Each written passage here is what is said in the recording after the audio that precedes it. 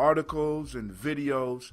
And one of the things I want to do is start identifying where our principles are being used. Now, I'm not saying that people consciously use these principles, but I want to point out when I see my principles in motion, the principles that I live my life by, the principles that I'm building Giami on, because every nation needs principles.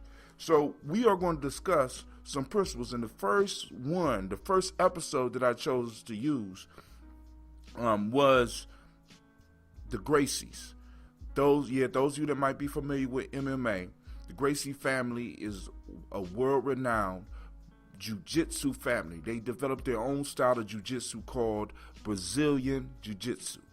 And the Gracies have been dominating this sport. The Gracie legacy will carry on for hundreds of years now. We can see that right now. The Gracies, the family is making money from a product that they have developed. And I want to see and identify some of the steps that they may have used to get to where they are. Some nation building keys that I think that we need to start looking at. We need to start looking at our principles in motion. So let's move on. So first off, let's talk about the principles that I use. For these videos, I'm going to use the M7. The M7 is a form of the Nguzo Saba, right? The Nguzo Saba, for those that don't know, are the 7 principles of Kwanzaa.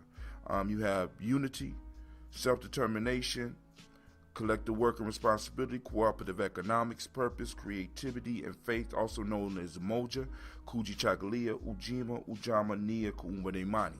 I need to develop another set of principles for my family members, for people who necessarily wanted principles but didn't want to learn in Nguzo Saba.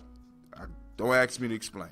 But anyway, I came up with this principle system based on the Nguzo Saba. And the principles for the M7 or the Millennium 7 are unity, self-determination, respect, gratitude, purpose, creativity, and trust. What I want to do is to use these principles to identify steps that individuals are doing in their life to build legacies and to demonstrate by using these principles, nations can be built, businesses can be built, lives can be corrected, lives can be improved, wealth can be built or builded.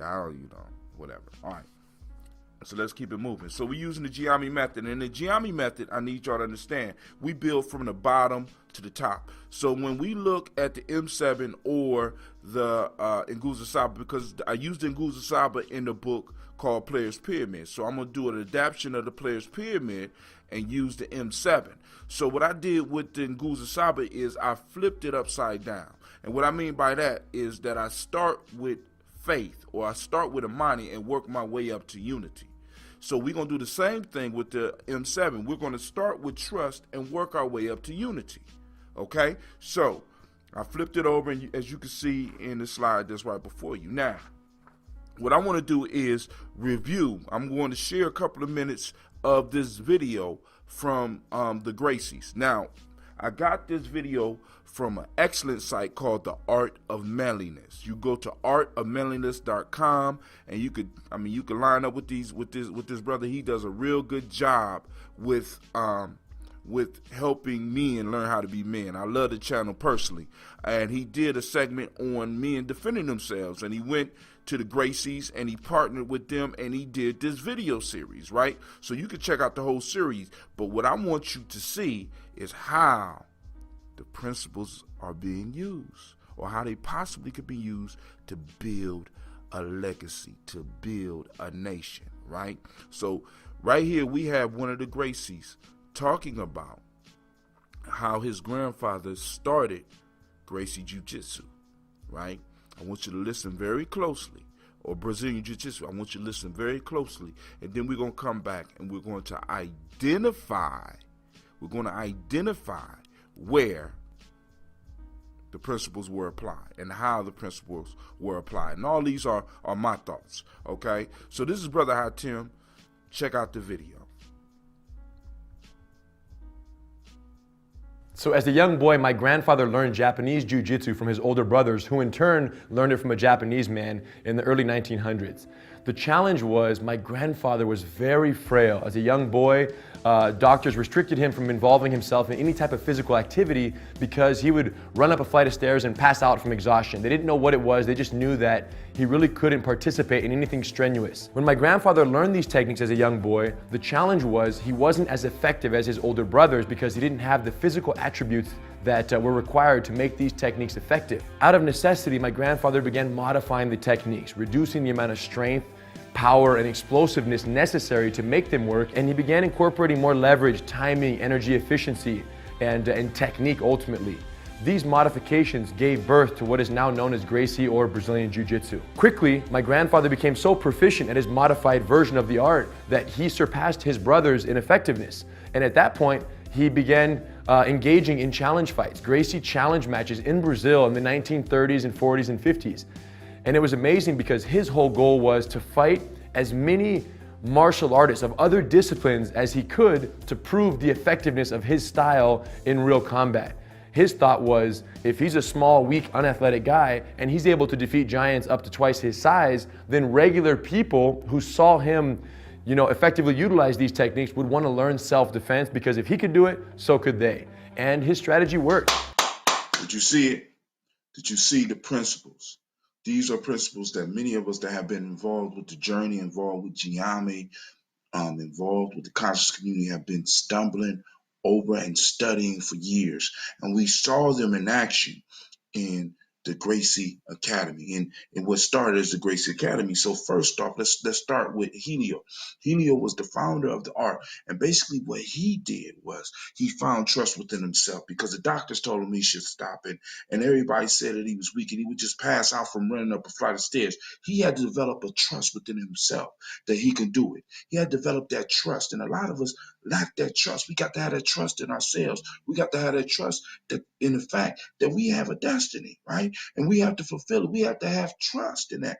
And from there, once we establish that trust, it allows us to have access to that spiritual, that higher creativity, where we are able to take a little bit of nothing and create something. He was able, through his trust in himself, to look at the art and to develop something new from something that was 1,000, 1,500, 2,000 years old. He was able to create something new from something old. He was able to create something useful to himself.